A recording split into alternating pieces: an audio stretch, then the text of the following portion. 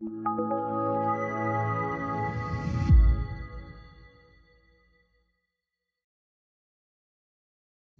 record.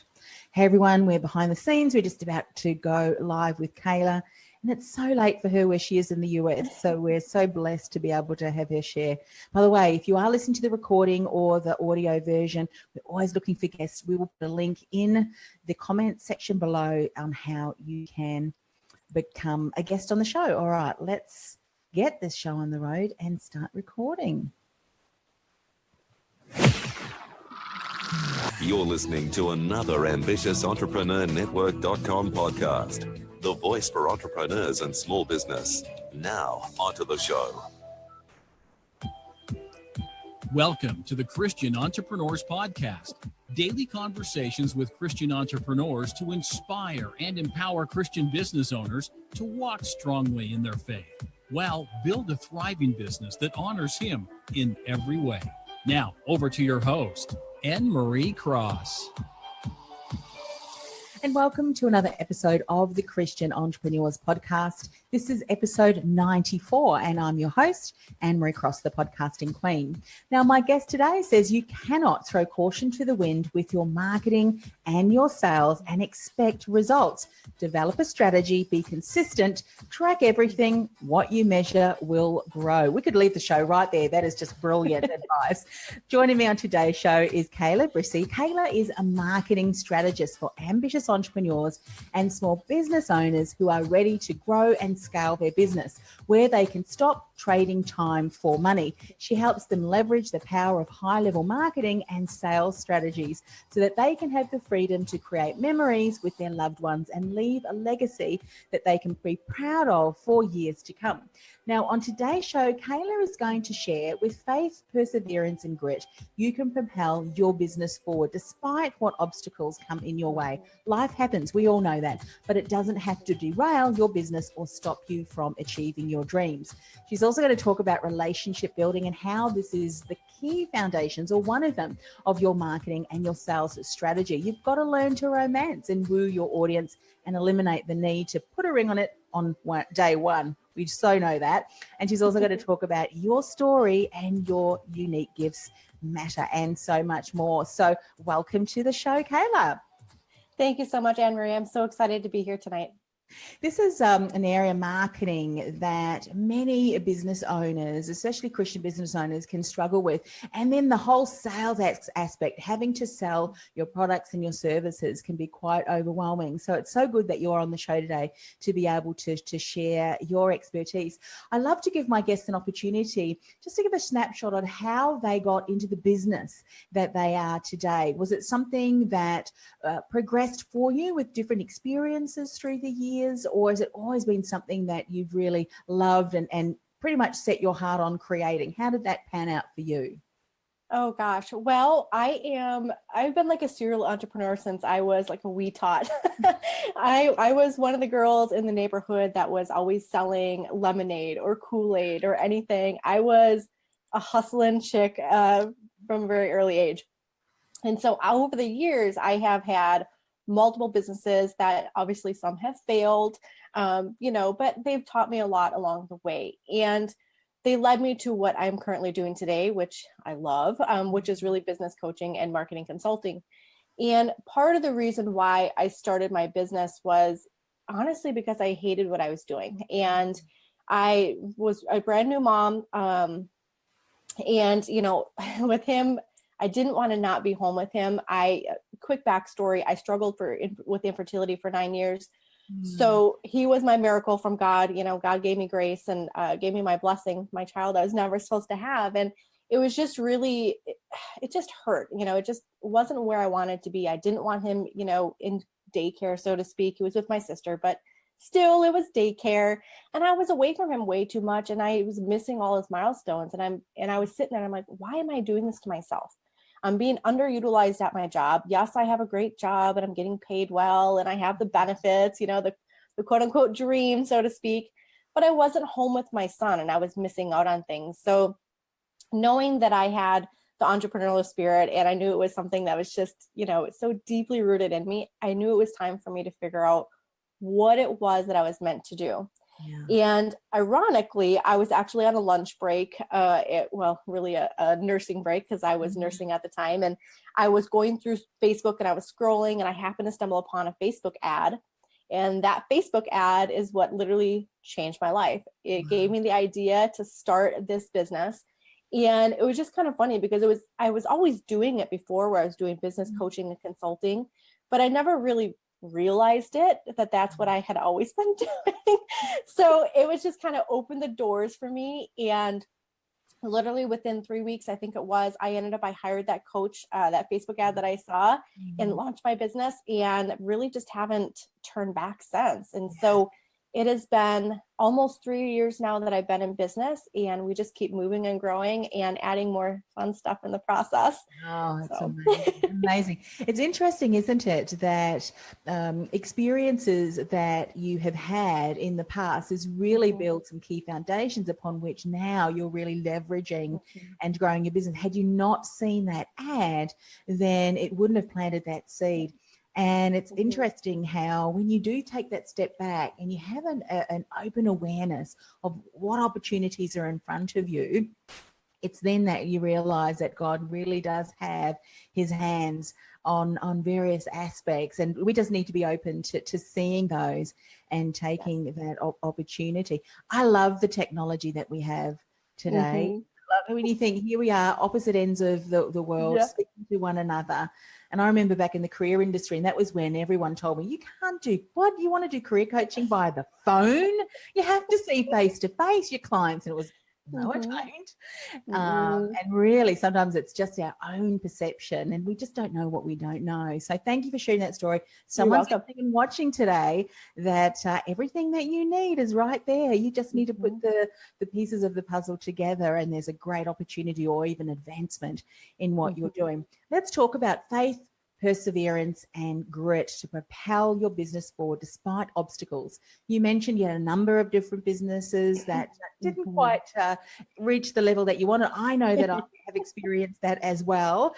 And I'm sure that many people are listening and watching today. Sometimes that can be what holds us back because we're scared that is going to happen again. So share some insights. What did you learn? Well, with all the failed businesses that I've had, I don't really look at them as a failure. I always look at them as a learning lesson. What did I learn? What can I take from that? Prime example, I was in an MLM industry for over 7 years, and a lot of the foundational pieces of running that particular business, I literally have brought over to this business currently. And so they've all helped me grow and shape and evolve and stretch myself in so many ways that I've been able to pull pieces from every one of those businesses. And, it's interesting to see how, even though they're in different industries, I can still pull different aspects and utilize them in my business. And it actually kind of gives me an upper hand advantage, I think, sometimes, because I do things that are not typically what you see all the time in our industry. Like prime example, one of the things that I learned just regarding sales was using the DISC personality profiling. I love using that for my sales calls. It lets me know if someone's going to need more time, lets me know if I can pitch them right away. It lets, me to kind of like modify my conversations with them just so that I can have a higher close rate. And I actually have 100% close rate for my dream clients that get on the phone with me. And the ones that I turn away that are really not ideal, I think I have like an 88% close rate or something like that because I turn them away. But it just goes to show, like, one of those simple tactics that I learned from so many years ago in that one business is really a foundational piece to my sales process now. And I mean, I can leverage the heck out of it, and it's fantastic. So, I mean, the biggest thing for me is don't ever look at something as a failure. You're going to, if you keep looking at it as a failure, you're going to continue to fail, right? You're setting yourself up for that failure. You have to look at it as, what is the lesson learned? What can you take from that experience, and how can you apply it to what you're currently doing? Yeah, I love that. Great. Yeah, and as far as like life getting in the way, I mean, I could go on a whole topic about life getting in the way, but just to kind of give you an idea of how you need to have that perseverance and grit, especially for us women, like we wear so many hats in a day that it's, someone calls in, they need something, or when my son needs me, I have to stop what I'm doing. And, life happens, but it doesn't have to block your success. It doesn't have to, derail your business or you reaching your goals. Last year I lost my dad. We're actually coming up on his 1-year anniversary of his passing. And, my business was my blessing through all that, to be completely honest. It helped keep me sane, Yes. helped inspire me. And, a lot of people didn't know that I was actually going through everything with my dad and being his caregiver. And it's just something simple, like, it's not simple, but, something like that. It's just, that could have derailed me if I really wanted it to, but instead I let that experience really inspire me and really make me think about what kind of legacy am I really creating for my son and for my family, and what can I do differently, and how can I create more time freedom, because my family is so important to me. And had I not had this business, I would not have been with him for the whole year while he battled for the last year of his life, and with him when he passed, and all of that stuff. And so it's finding that blessing in everything you're doing and find a way to make it work, rather than saying, nope, I'm going to push that aside and I'm going to focus on this over here. You can make it work if you really want to. And it's really just looking at everything you have. It may not be perfect. Some days you might feel like a hot mess, but you can make it work. And it's just with that perseverance and grit, having faith that's God going to guide you and protect you and open those doors of opportunity. And you will succeed if you put your mind to it. Yeah. There's no doubt about it. So many golden nuggets that you shared in there, Kayla. And I think one of the biggest things we can really take away is, as you said, it's the way that we look at something, isn't it?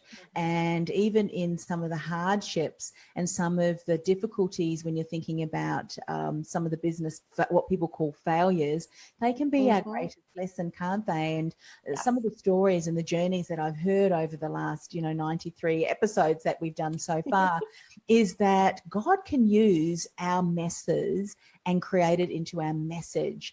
And so if we look at our insights around, okay, well, that didn't work, what can we learn from that? If we use that, as you said, as a learning opportunity, often then, the enemy tries to take us out, and we go, you know what? If God can make a mess of my, a message out of, and a mission often out of my mess, then this particular thing which you tried to derail me, I'm going to use it as a step up. It's going to be one of the key foundations, and often then that can catapult us. Attitude and is so very important. So thank you for sharing that. Sure. Let's talk about relationship building. You say that it's one of the key foundations of your marketing and sales strategy, which totally agree. What are some of the things that you see consistently that business owners are getting wrong? We need to change our thinking and our strategy around it before we can then start to really move forward and implement some great strategies. Yeah. So a couple of things that I see most often is a lot of people focus on the marketing. So they're creating a lot of content and putting it out there, and then they're not doing the relationship building, which is really the sales piece of that. And I should probably preface this saying that I don't do marketing and sales separately. My marketing and sales are like my peanut butter and jelly. They have to be together. So you can't do all the marketing and not do the back end sales piece, because you gotta connect, right? Like you have to connect with the people that are going to be working with you. Otherwise, it's going to take them a lot longer to come. You may not build that trust and things like that. But really them focusing more on the marketing efforts and not as much on the sales. That's one of the big things. The other thing I see is a lot of this, the sleazy or inauthentic sales tactics, right? So I get them a lot in my inbox, and I always chuckle, and I always want to say, maybe you should hire me. But I don't. I show them some love, because you never know who showed them how to do this process. But, do your recon on your people before you reach out to someone. If you're doing a cold lead, investigate them, so to speak, right? Look at their business, look how long they've been in business, look and see what things you have in common. Figure out how you can really connect. And then if you're going to be making a pitch or an offer, make sure that you know exactly what they're going to need. There's times that people have pitched to me for, like, prime example, like a new logo. And I'm like, I have a logo and I just got my logo and I love my logo. But I'm like, you clearly didn't look at my website, or, just pitching me for random stuff. I'm like, why do I need this? Like, this is totally not what I need. So doing both of those are kind of the big key pieces for the marketing and the sales that I see that go wrong, pretty much for like all my clients that come in, or even, prospects that I've talked to that I've given some free sessions to. But you have to be able to relationship build. And, when I look at, I call it, my relationship funnel in a sense, and it's really looking at like, how are you connecting with your leads? And so you essentially create like this, kind of like a sales funnel. You create a relationship funnel of like, okay, on the first interaction, I'm going to send them, this, I'm going to pay them a compliment. On the second interaction, I'm going to send them maybe a link to my blog post or whatever it's going to be. But you essentially create this funnel of everything you're going to have to be able to nurture them. And it's really about focusing on them. It's not about you whatsoever. It's on them, because, I'm sure everyone probably has heard the term that everyone's tuned into their own radio frequency of WIIFM. What's in it for me? And that's kind of what you have to keep, that mentality. It's not about you. It's really about them and how you can service them. And you want to make them feel important, and you want to keep nurturing them. The more that you are on the forefront of their mind, the more that you nurture them, the more that you connect and you build that relationship, the quicker they're going to convert. Yeah, so true. And when you look at that relationship building funnel and you've got those touch points there, at what stage, and again, I know that every business is going to be different. It is going to depend often also too on what you're selling, whether it is a product, smaller investment and all of that. But if you're thinking about, typically a lot of the people that are listening to today's podcast are service-based businesses, so professional services. We're selling our services, our expertise, and we may have different programs. One of the things you often hear too is, yes, you've got touch points where people can engage with your content, listen to your podcast or watch your podcast if you're doing a video, but it's really important to try and get them offline and into a conversation so that you can find out specifically what is it that you're struggling with and how may I be able to support you in achieving the dreams and goals that you're looking for. So when you're thinking about the time span, is there a typical time span that you say, look, you really want to get them off and into a conversation so that you really can find out more? Is there a typical, or is there, within, say, the fifth or sixth touch point, what sort of advice are you giving your clients or seeing that's working perhaps? Usually around the third or fourth interaction is when I open that opportunity for them to just chat with me. And it really depends on if they're a really cold lead or if there's someone that I've warmed up a little bit, but or someone that may be in my community that I see, but I just haven't actually spoke to them. So now they're more of a warm lead. But if they're a really cold lead, I do a lot of nurturing, and I go with the aspect of thinking that everyone's already my friend. We're already girlfriends. Yeah. We're already BFFs. And so I'm very open and I'm very friendly. And I keep that open line of communication open that way. And we just kind of chat and we talk about stuff and we get to know each other better. And then we get to that point, usually around the third or fourth interaction, where I'm like, well, tell me a little bit more about what you do. And, what are you currently struggling with? How can I support you? Yeah. And usually from there, it's either they will book a virtual coffee date just to kind of chat and, have girlfriend time, or they will book a free session with me, or sometimes it'll be that they will book, a sales call with me. So it really kind of depends. I do see that a lot of times if it's a really cold lead and depending on their personality style, they will typically go to about the fifth or seventh interaction before they're ready to finally open up a little bit more. But it really depends, everyone is different and their personalities really do play a key factor in how quick they will move. Now, for me, with my personality type, I'm very dominant, and and I have kind of, if you want to call it the shiny object syndrome. Okay, I want this now. It doesn't take me long to know if I want something. So if someone reaches out to me and it's a good opportunity, I will jump on it. I don't need a whole lot of nurturing sometimes. No, me neither. Which is not always a good thing, but I'm just one of those people. I know what I want when I want it, and I will get it when I want it. Type of thing. Have you heard of the a little bit off topic, but it sits really nice or aligns nicely to the DISC, the Kolbe assessment? Have you done the Kolbe? Have I done the Kolbe? I have not done that one. I had to think. I do so many assessments because I love the personality tests and all these assessments. I just love them. Awareness is so important, isn't it? I think so. And then we can find out how God has made us unique. Well, I recently just did that, and I found out that I was a quick start. And it just really and that is when we just launch into something. We know what we want. We're driven by challenges. And in fact, when everything's really streamlined, we can cause our own challenges, because that's when we click into action and going. So when everything is all streamlined, it's like, okay.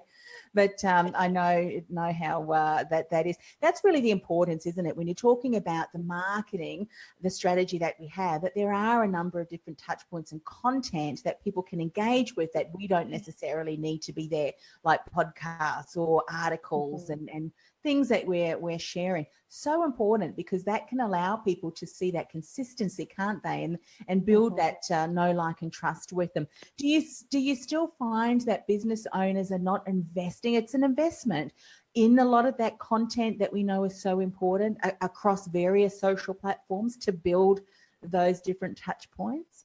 How are we faring, do you think? Yeah, I mean, I definitely see, like, a lot of with my clients personally, they will do a lot of like the content marketing to, essentially build relationships that way, but it's very basic level. They're not tapping into the higher stuff of like collaborations and things like that, where they're tapping into a larger audience and they can share that. And that's really part of, in like full transparency, part of my relationship building funnel is when I do events like this is what I share a lot of times with a lot of my prospects or people that I'm, want to work with. And I'm like, look, I have been featured here. Here's an interview that really might interest you. And it builds up my credibility as part of my marketing strategy, but also as part of my relationship building funnel, so that they can see, like, I'm out there and I'm putting myself out there. But so many people, they don't realize that collaborations such as this can honestly really help catapult your business. And you can utilize that as one of your marketing strategy and part of your sales strategy in the process. And it's, for me, it's like killing two birds with one stone for me. It's brilliant. In fact, I use that too, because you never know who may be listening and watching, who has said, you know what, I've been seeing you and you've done, this is your 999 podcast or something, up from a number of different shows. It's exactly a technology that I love to harness. And I don't think people recognize the benefit, because it elevates your profile. They can hear and see you, sharing your expertise again. And finally, someone will get to that point, depending on how many times every one of us, and I can't remember the name of it, but it's like a validation cycle, isn't it? We need to see and hear something from someone before we get to the stage and go, you know what, I've heard her say, Kayla is so consistent. I've heard her, I've seen her, I love her articles. I'm ready to make a move. I love when people tell me, they're like, I see you everywhere. And I'm like, great. I love it. But it really is true. Like, most people need about 7 touch points before they're ever really ready to buy. So they need to continually see you, and they need that consistency factor. And I will tell you, like, I love doing collaborations. They are one of my favorite things to do for marketing and sales. And I love the fact that because I'm so visible and I utilize them as part of my strategy, literally every week I have people that reach out to me for some sort of collaboration opportunity. Now, obviously I don't take them all on, because I could never possibly do that, but it just goes to show, like, the more that you're putting yourself out there and the larger your audience, your message is going to resonate with someone, or someone's going to see you and they're going to say, I really need her on my summit, or I really need her on my podcast. And they reach out, and it really does. It elevates your status. It builds your credibility.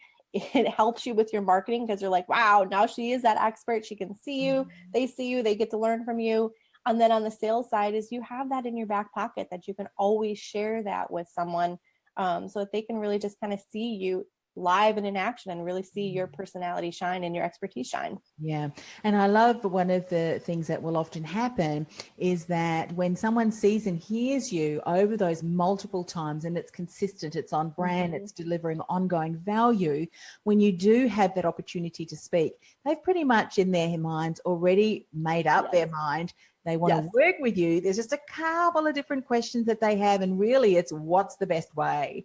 And that's where I think you say, don't underestimate the value of you integrating the marketing that you're doing, the online, but make sure that you really see that it is also very much part of that sales process as well. It often eliminates a lot of that whole initial, if you're looking at someone who doesn't really know much about you and it's more of a colder lead. Great insights are there, Kayla. Let's talk about being the unique gifts and story really mattering. So many of us, sadly, don't recognize the incredible gifts that we've been given can really be leveraged in a way to allow us to authentically stand out in the marketplace. We're so busy looking at other things, whereas in actual fact, it really is us that makes the difference to standing out. Let's talk about this. Yeah, definitely. So, I mean, every one of us has our unique God-given gifts. You know, that's a given. We're all born with our unique gifts. One of mine is strategy. I literally have a strategy for everything. And it's so funny because I do. You got a strategy? I do. I got a strategy for everything. But then you got to look at like, what are your, what have you acquired for skills over the years? I mean, I'm an educated woman, so I've acquired skills with having multiple degrees. You got to look at what past jobs you've had, what are you naturally really great at? And so when you kind of take all these into consideration, you can start pinpointing, okay, here's my like secret sauce, so to speak, or my unicorn gifts of what really makes me unique. And the thing is that most people, they almost look at it in a way like, well, there's other people that do what I do. And it's like, okay, yes, for like me, there's other people that do marketing and sales, but nobody does it the exact way that I do it. And that's the same for everyone else. Like, you have to really own your gifts, because no one's going to be able to do your exact process of what you do for everything. Like for me, having a strategy for everything, that just boggles people's minds. Like there's nothing I can't give you a strategy for, at least that I've come across yet. And that's just how my brain works. And because I'm very creative, I can whip those up really quickly. And some people just get super overwhelmed, but that's one of my very unique gifts. And then integrating that with your stories, we all have stories to share. And your stories are going to set you apart, because they're part of essentially that relationship marketing, where you're really connecting with your audience. And without connecting with your audience, you're just blending in, right? And if you're trying to just stand in the background, well, it's no wonder why people are struggling with sales and the marketing and they're not getting the clients. You have to be bold and you have to stand out. And the more that you can share your unique gifts and the more you can share your story, you're going to start attracting those people. One of the stories that I share a lot with my business is, my infertility story. It's completely irrelevant at when you look at it at one point, but then I can bring it back and tie it in of how, my son was my driving force to start this business. And even though I struggled for so many years and never thought I was ever going to conceive, he is my why. And so I can always tie it back. Even like with my dad, having cancer and then him passing, that was something that was completely in a personal life, my personal life, but I was able to bring that back and tie it into my business and talk about how the struggles and how I kept going and grief and, just these things. And it can be very vulnerable and it's very scary. And some people may not like it. That's the truth. But the ones that are your raving diehard fans, they eat it up and they love it. And it never fails. They comment, they engage, they share. They love it when you share that stuff. Yeah, because we're all human and we can relate. Often your ideal client can relate, or we have empathy and compassion for the other people, unless of course you're just not empathetic at all, and then that's maybe not your ideal client. But I think sometimes that vulnerability and that storytelling, when you weave it in, can be make a huge difference. I remember on one of my other podcasts, Women in Leadership, Kayla, I had the very first Christian on the show. Well, I'm sure I interviewed other Christians, but this was focused specifically because this was her business. I thought, you know what, I'm just going to allow her to share that message. And in actual fact, it was her interview last year, I think it was, many months ago, that prompted me to, one of the reasons that prompted me to start this podcast. But at the beginning then, I recorded something that shared why I interviewed her and some of my backstory. And someone who had just connected with me heard that. She said, as soon as you heard that, she said, I just immediately knew that I wanted to connect with you. And now I'm hosting and producing their podcast for them. It's a network here in Australia for women in business. That kind of thing, if I had not have shared that vulnerability and backstory, would never have connected with her on that deeper level. And that's the sort of thing that can happen. And as you said, sometimes we are a little bit frightened to do that. I think you have to be in a position to be able to talk about your story without it being so fresh that, someone said, snot comes all out of every sort of part of your body. That's not the time yet to share the story. But there's a way in which you can bring that in and really weave it in to allow someone to really get a deeper understanding of who you are, your core values, and what's important to you. Yes? Yeah. Oh, definitely. I always look at like every experience that I have. I mean, even just everyday stuff with like my son, because he's home with me. I'm a work at home mom, which makes for very interesting days for me. But I can look at things that he does, and I can figure out a way to tie it into my business. I can find like a lesson or some golden nugget to really kind of share. And that's really kind of how you have to look at things. It's how can you share it in a way that feels good for you. And you don't have to give away the whole kit and caboodle. You can just share a small piece of that story just to really connect and let them know like, hey, I've been in your shoes, or hey, not every day is, rainbows and unicorns over here is what I always tell my audience. I have some really bad days sometimes with him. And some days I don't get to work until 10 o'clock at night because I can't get anything done with him. He wants his mom. And I'm like, well, that's my life right now. That's the season I'm in. And so sharing just those things, it makes you relatable. It brings you off of that pedestal that so many people end up putting you up on, despite, I don't ever want to be on a pedestal, but let's be honest, people do that. I put people up on pedestals all the time, and it's not always a good thing, but it makes them relatable that they're not so perfect that they're untouchable. And it allows you to really connect, and they can really see like, I can really be friends with this person. Like she's real. She's down to earth. She's real. She's raw. She's vulnerable. She's just like me. And that's kind of the big thing is so many people, when they put others on this pedestal, they feel like they're untouchable, that they're like, they have like that celebrity like complex. And then they feel like they could never work with that person, or they could never be like that person. And it's like, no. Like I always tell my audience, like, please don't ever put me on a pedestal. Like I mess up every single day. I make mistakes. Like nothing is perfect over here. I have struggles just like you. I have days where I sometimes doubt why I'm in business, or my mindset may be shaken, or even my faith. It's life. We all have those roller coaster rides of emotions and things that happen. And definitely don't share it when you're in the heat of it and it's really too vulnerable and too messy. You need to wait till you're no longer being triggered, whether that be a month, 2 months, 2 days, like it doesn't matter, but wait so you can have fresh, clear perspective and you can tie it back in if it's something that's really triggering you. But you can literally find something in everyday part of your life to share with your audience that's going to be able to connect with them. Everyday stories, we can relate, we can laugh. It doesn't necessarily have to be a sad story. It can just be something. And some people are really gifted in writing and sharing that story. And just as you are reading that, or even in a podcast, you'll be listening to it and you will laugh out loud. And I've had that where I've either read something or I'm listening to a podcast and I have laughed out loud in the middle of a train, station, and people just laugh with you because it's infectious.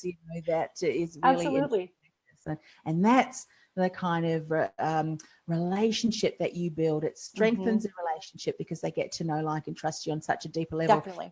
Realize that you can relate to what they're going through. And it just really does build for that the key foundations upon which that relationship can continue to absolutely grow. Kayla, it's been absolutely fantastic speaking with you today. So many golden nuggets there for someone who's listening or watching today that would love to connect with you further, find out about the services that you offer. What is the best way for them to get in contact with you?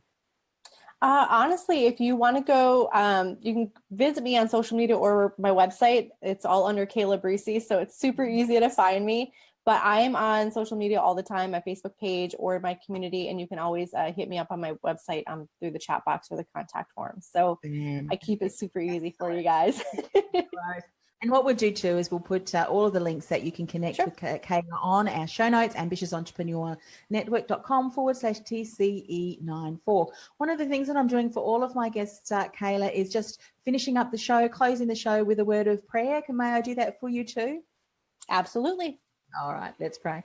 Father, thank you for the opportunity to speak with Kayla and be reminded and how important it is as Christian entrepreneurs, as business owners, to build key relationships. It says over and over in the Bible, compassion and empathy is really what you, Lord, have shown us, and that we, through our business dealings, through our communications, continue to bring that out into the world too as we build relationships with potential clients. Father, I just ask for your continued blessing on Kayla and her little boy and her businesses as well, as she continues to support her clients in getting their message out in a much, much bigger way. Father, we ask this all in the precious name of Jesus. Amen. Amen. Thank you so much for coming to the show. I have loved speaking with you, and thank you for the time. I know that it's probably past midnight now, or nearly past midnight. So that's okay. I'm a night owl, so I'm up all the time anyway. That's good. All right. Well, thanks once again for coming on the show. You're welcome. Thank you so much for having me. Listening to the Christian Entrepreneurs Podcast, brought to you by BeTheDifferenceMovement.com. Changing the world one message at a time. Do you feel called to influence real change with your message? Join our supportive community of like-minded influencers, thought leaders, and disruptors at www.BeTheDifferenceMovement.com. That's BeTheDifferenceMovement.com.